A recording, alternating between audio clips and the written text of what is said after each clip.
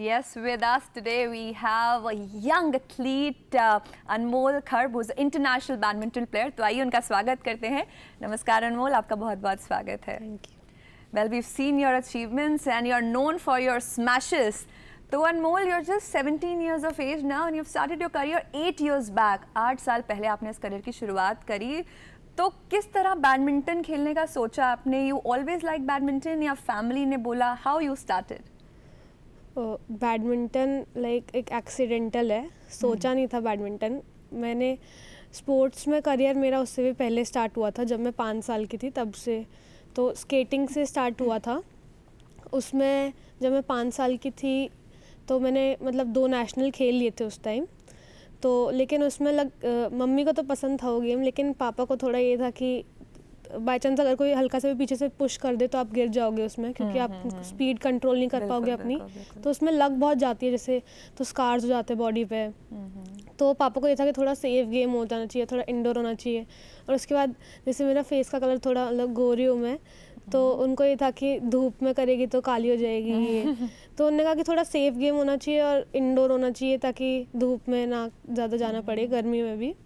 तो फिर ऐसे ही पार्क में थोड़ा बहुत, पापा सुबह पार्क में खेलना पसंद करते हैं अंकल्स के साथ. तो कभी कभार मैं और मेरा भाई भी जाते थे उनके साथ. तो मतलब जनरली मैं वो खिलाते नहीं थे, साइड में बिठा के रख देते थे कि ठीक है देख लेगी या माइंड डाइवर्ट हो जाएगा. लेकिन फिर मैं थोड़ा ज़िद करती थी कि खिलाओ खिलाओ. तो मतलब भाई के साथ एक अलग कोर्ट पे थोड़ा खिला देते थे. तो फिर वहीं से फिर एक डिस्ट्रिक्ट टूर्नामेंट हो रहा था, तो मम्मी ने बोला कि चलो खिला, बच्चों का मन है तो खिला देते हैं. तो उसमें ऐसे खेलते खेलते ही मेरा सिल्वर मेडल आ गया था डिस्ट्रिक्ट में. उस टाइम अंडर 10 था शायद. तो फिर अब उन्होंने कहा कि ठीक है, अब बच्चे को भी पसंद है और अच्छा खेल रहे तो इसी में डाल देते हैं. तो आपका फैमिली का भी बहुत सपोर्ट रहा है, जैसे कि आपने बताया. अभी आप रिसेंटली फरवरी में मलेशिया एशियन गेम्स आप जीत के आए हैं. वहाँ का एक्सपीरियंस कैसा रहा? And you were the reason कि पूरे इंडिया की इतनी अच्छी रैंकिंग आई उसमें. मतलब जब जनवरी में टीम डिक्लेयर हुई कि ये वाले बच्चे सिलेक्टेड हैं, तो मतलब रिएक्शन बहुत एक्साइटमेंट में था कि मतलब, क्योंकि हमें भी नहीं पता था कि हम सिलेक्ट होंगे कि नहीं होंगे.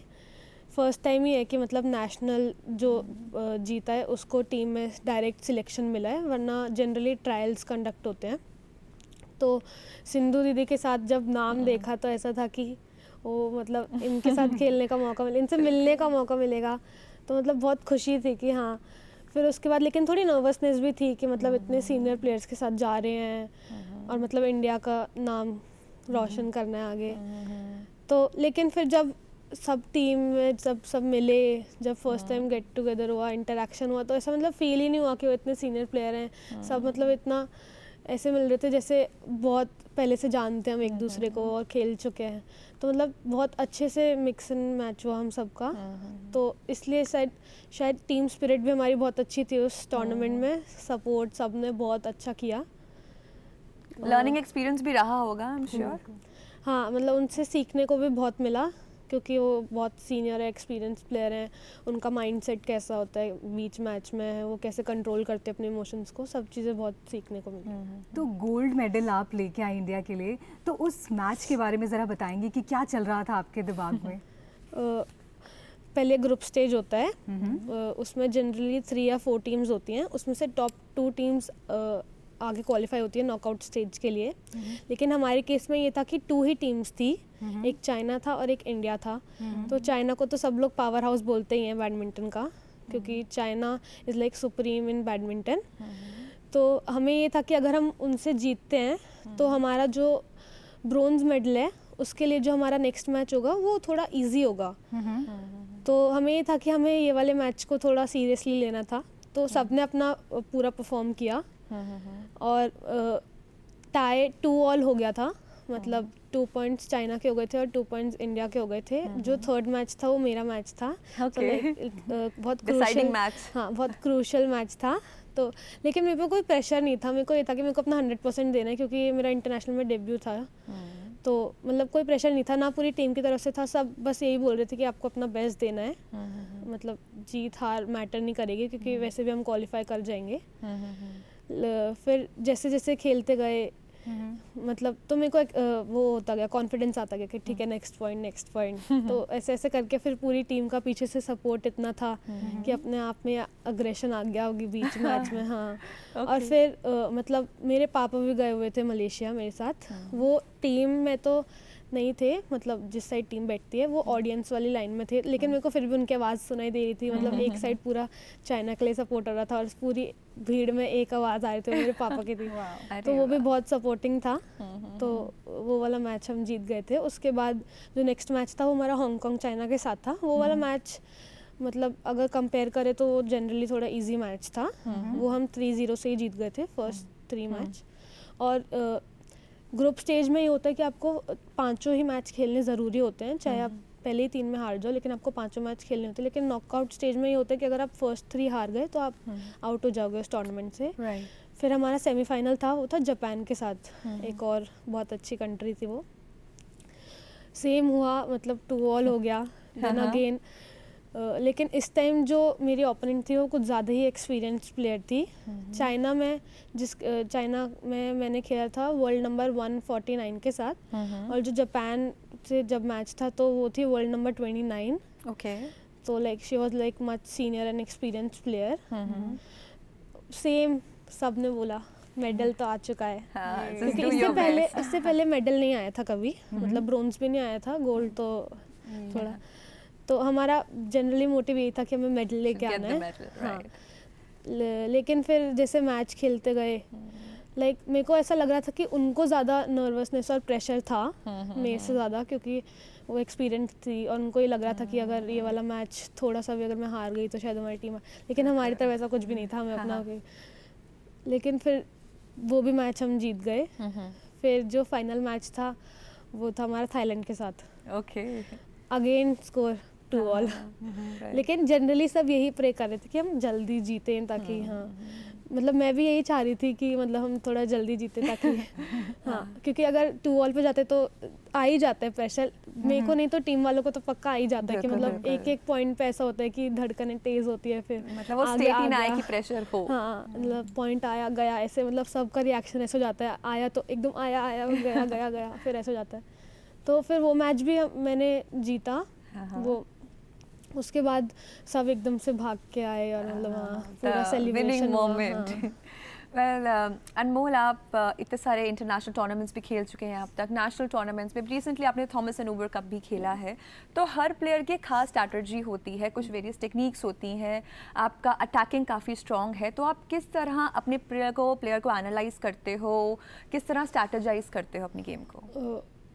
मतलब पहले तो मतलब नहीं पता होता कि कौन सा गेम स्टाइल सामने वाला प्लेयर खेलने वाला है।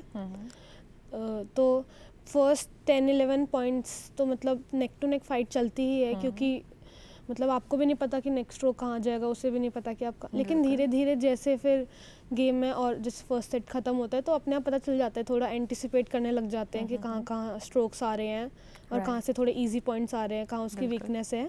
और जो पीछे कोचेस होते हैं उनको तो मतलब बहुत जल्दी समझ में आ जाता है, क्योंकि शायद जो बाहर बैठे होते हैं कोचेस उनको शायद जल्दी समझ में आता है, उनका एक्सपीरियंस भी बहुत ज़्यादा होता है। और जो अंदर खेल रहा होता है उसे तो फिर भी एक नर्वसनेस होती है। हाँ तो मतलब जब ब्रेक होता है बीच में 11 पॉइंट्स में तो कोचेस बता देते हैं कि मतलब इधर बैक हैंड साइड उसका थोड़ा वीक है तो उस साइड थोड़ा ज़्यादा प्रेशर दो, तो ऐसे। अनमोल, एक खिलाड़ी की ज़िंदगी में उतार चढ़ाव तो आते ही रहते हैं, कभी हार भी होती है, कभी जीत भी होती है, स्पेशली कभी इंजरी हो जाती है, तो ऐसे समय में कैसे मोटिवेटेड खुद को रखा जाए? आपको भी रिसेंटली एक इंजरी हुई थी, तो आप कैसे पॉजिटिव रही ऐसे समय में? जब मेरे को एंकल की इंजरी हुई थी चाइना में, उससे पहले भी मेरे को हो चुकी थी, लेकिन इंजरी नहीं हुई थी, वो नॉर्मली जनरली एंकल ट्विस्ट हुआ था 2 टाइम्स, तो जो चाइना में वो 3rd टाइम था कॉन्टिन्यूसली। सो लाइक मेरे को बहुत ही मतलब बुरा लग रहा था। मेरे को इंजरी का उतना बुरा नहीं लग रहा था जितना मेरे को गेम रिटायर करने का लग रहा था, क्योंकि मैंने बीच मैच में को गेम छोड़ना पड़ रहा था।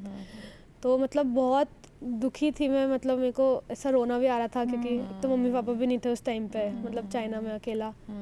और फिर मतलब ऐसे हॉस्पिटल में MRI कराना, ये सब भी थोड़ा मतलब चाइना में तो ऐसा होता है कि और उस हिसाब वहाँ का हॉस्पिटल भी मतलब ऐसा नहीं था ये इंडिया जैसा था। वहाँ के पेशेंट्स भी थोड़े से सीरियस कंडीशन थी, बहुत ज़्यादा ही मतलब जो भी आ रहा था उधर थोड़ी सीरियस कंडीशन थी, तो अपने आप बच्चा डर जाता है। तो मैं भी थोड़ा बहुत तो डर गई थी, लेकिन फिर जो कोचेस थे, जो सपोर्ट स्टाफ था, जो फिजियो था, उनने बहुत सपोर्ट किया। मतलब और यही कि हाँ, जैसे स्पॉन्सरशिप्स होती हैं, तो जैसे मैं OGQ से स्पॉन्सर्ड हूँ, तो उसमें मतलब वो पूरा हेल्प करते हैं। अगर आपकी इंजरी है, पूरा फिजियो ट्रीटमेंट सब चीज़ें वही हैंडल करते हैं। तो अभी भी उन्हीं ने हैंडल किया। अब तो मेरी इंजरी ठीक हो गई है, अभी रिहैब का फेज चल रहा है, तो अभी तो ठीक है। जी जी, अब आशा करते हैं कि आगे के लिए अभी आप रिहैब के बाद फटाफट तैयार हो जाएंगे। You are just 17 years old and you are still in class 12, अभी आप 12वीं कक्षा की पढ़ाई भी कर रहे हैं, तो खेलकूद के साथ पढ़ाई भी महत्वपूर्ण है। तो आप ये दोनों चीज़ों को किस तरह से बैलेंस करते हैं? स्कूल कैसे सपोर्ट करता है आपको? जब जिस टाइम पे मतलब कोई नहीं जानता था मेरे को, जब मैं क्लास 8th में थी, तो मतलब कोई नहीं जानता था, तो ऑब्वियसली सपोर्ट भी मतलब उतना नहीं था मतलब ऑर्गेनाइजेशन से, क्योंकि तो उस टाइम स्कूल ही था जो मेरे को सबसे ज़्यादा सपोर्ट कर रहा था। जो मेरे प्रिंसिपल सर थे, अनिल कुमार सर, मैं दिल्ली पब्लिक स्कूल में पढ़ती हूँ फरीदाबाद में ही, उनकी तरफ से बहुत सपोर्ट था। चाहे वो डोमेस्टिक टूर्नामेंट्स हों, जाना, खर्चा, रहना, खाना सब स्कूल ही मैनेज करता था। तो मतलब मेरे को तो ऐसा था कि मतलब अगर वो शायद नहीं होते तो शायद मैं यहाँ तक नहीं पहुँच पाती, क्योंकि उनका बहुत बड़ा रोल है। और इनफैक्ट उनने ये भी बोल दिया था कि मतलब आप पढ़ाई की टेंशन मत लो, अभी आप गेम पे फोकस करो। और अभी जैसे अभी मेरी 12th है, तो 12th तो बोर्ड देना तो ज़रूरी है, तो सारे टीचर्स भी स्कूल में यही बोलते हैं कि मतलब आप बस जब पेपर हो तो उससे पहले बता देना, हम आपको एक्स्ट्रा क्लास दे देंगे या पढ़ाई करवा देंगे। वेल, बहुत अच्छी बात है, इतना अच्छा सपोर्ट मिलता है आपको। आपकी ट्रेनिंग की बात की जाए तो अभी तक कौन कौन से कोचेस रहे हैं आपके, और आपका ट्रेनिंग स्केड्यूल कैसा रहता है? आपने बताया कि आप सुबह 4:30 बजे उठ जाते हो, तो किस तरह शुरुआत करते हो और कौन कौन कोचेस रहे हैं आपके? ट्रेनिंग शेड्यूल सुबह मैं 4:30 बजे उठती हूँ, और 5 बजे हमारा फिज़िकल सेशन होता है फरीदाबाद में, जो स्टेडियम है सेक्टर 12 में। द्रोणाचार्य बॉक्सिंग क्लब है वहाँ एक, मैं उनके साथ ही फ़िज़िकल जनरली करती हूँ हर रोज़। उसके बाद अभी तो रिहैब चल रहा है, तो सेशन नहीं चल रहा है। वैसे जनरली 10 to 12 होता है, और फिर 2 to 4 होता है। तो मतलब और फिर शाम को आके थोड़ा रेस्ट और फिर थोड़ी पढ़ाई, यही है अभी तो। और अगर कोचेस की बात करें तो बचपन में मैंने फरीदाबाद में ही ट्रेनिंग स्टार्ट करी थी, तब मेरे राहुल सर थे, कोच थे वही। उसके बाद वो गुड़गांव शिफ्ट हो गए, तो मेरे को भी शिफ्ट होना पड़ा, तो मैंने नोएडा में करी है कुछ दिन। अब वो वापस आ गए हैं फरीदाबाद में, तो अभी मैं उनके साथ ही कर रही हूँ। क्या बात है अनमोल, आप एक इंस्पिरेशन है बहुत सारे बच्चों के लिए, गर्ल्स के लिए। तो जिनको भी स्पोर्ट्स में आगे बढ़ना है, उनको आप क्या मैसेज देना चाहोगे? मैसेज यही है कि पहले आप अपना स्पोर्ट चूज़ करो कि आपका इंटरेस्ट किस में है। और ये ज़रूरी भी नहीं है कि आपका अगर इंटरेस्ट उसमें है तो आप उसमें आगे अपना करियर परस्यू करोगे। तो मतलब आप अपना इंटरेस्ट पहले ढूंढो, और फिर आप उसमें अपना 100% दो। और मतलब अपना 100% दोगे तो रिज़ल्ट तो पक्का आएगा ही, और फिर पेरेंट्स तो हैं ही सपोर्ट करने के लिए। आपकी इंस्पिरेशन कौन है? आपका फेवरेट प्लेयर कौन है? किसको देख के आपको लगता है कि मुझे इनके जैसा बनना है? इंस्पिरेशन तो मेरी बचपन से ही साइना दीदी रही है। लेकिन अगर गेम स्टाइल की बात करें तो मतलब चाइनीज़ टाइपे की एक प्लेयर है ताई जुइंग, उसका गेम स्टाइल मेरे को बहुत पसंद है, क्योंकि उसका स्ट्रोक लास्ट तक कोई एंटिसिपेट नहीं कर पाता कि वो कहाँ खेलेंगी। उसका एक एक्स्ट्रा ऑर्डिनरी गेम है। अपने गोल्स के बारे में बताइए कि आगे आने वाले समय में क्या हासिल करना है आपको? मतलब एम तो यही है कि 2028 ओलंपिक्स में खेलना है और इंडिया के लिए। लेकिन अभी इस साल या हर साल जो एक टारगेट मिलता है वो तो यही है कि अभी टॉप 100 में अपनी रैंक लेके आनी है, ताकि और अच्छा या बड़े हम खेल पाएँ टूर्नामेंट्स और सीनियर प्लेयर्स के साथ, और हमें अच्छा एक्सपीरियंस मिल पाए। तो आपका खान पान कैसा रहता है? क्योंकि एक एथलीट के लिए अच्छा खाना पीना भी बहुत ज़रूरी है। अब डाइट को कैसे करते हैं? मतलब मेरे पापा मम्मी दोनों ही हरियाणा से ही बिलोंग करते हैं, हिसार से। तो मतलब वहाँ का खाना पीना इज़ लाइक बहुत ही मतलब स्ट्रॉन्ग है, मतलब घी, दही, दूध, ये सभी जनरली डाइट में है। मैं नॉनवेज खाती हूँ, लेकिन मतलब ऐसा है कि इफ़ मतलब मैं इंडिया से बाहर जाऊँ तो ही मैं खाती हूँ जनरली। मैं प्रेफर नहीं करती। घर में भी मम्मी और भाई अंडा भी नहीं खाते हैं, तो मतलब घर में तो नहीं बनता है बिल्कुल भी। तो यही है कि मतलब जैसे अलग अलग होता है, जैसे गर्मी में कुछ खाने नहीं खा पाते हैं तो फिर वो सर्दी में, जैसे गर्मी में आप उतना घी नहीं खा पाओगे क्योंकि जनरली नहीं खा पाते हैं इतना गर्मी में, क्योंकि एक तो वैसी गर्मी होती है और फिर घी थोड़ा होता है, तो उसे सर्दी में इंक्लूड कर देते हैं, जैसे लड्डू के तौर पे या चूरमा हो गया। Right right right. तो गर्मी में फिर थोड़ा फ्रूट्स पे डाइट आ जाती है, या लिक्विड ज़्यादा डिहाइड्रेट ना हो जाए बॉडी, इलेक्ट्रोलाइट सारे जाने चाहिए, तो नींबू पानी ये सब। तो मम्मी जनरली डाइट का पूरा ध्यान रखती है सुबह से लेकर रात तक, मतलब वही एक पूरा एक सिक्योरिटी गार्ड, जो बॉडी माँ के हाथ गार्ड का जादू है वो तो कोई है ही है नहीं। ही नहीं, सही बात है Well, Monika. Anmol, thank you so much for joining us here today. आप हम आशा करते हैं 2028 के ओलंपिक्स में बिल्कुल आप भारत के लिए गोल्ड लेके आए, and wishing you all the best for your future. And I am sure कि बहुत सारे बच्चों को आपसे इंस्पिरेशन मिलेगी। केवल 17 साल की उम्र में आपने बेहद शानदार चीज़ें कर दिखाई हैं। बहुत बहुत Thank you. धन्यवाद आपका। Thank you. धन्यवाद।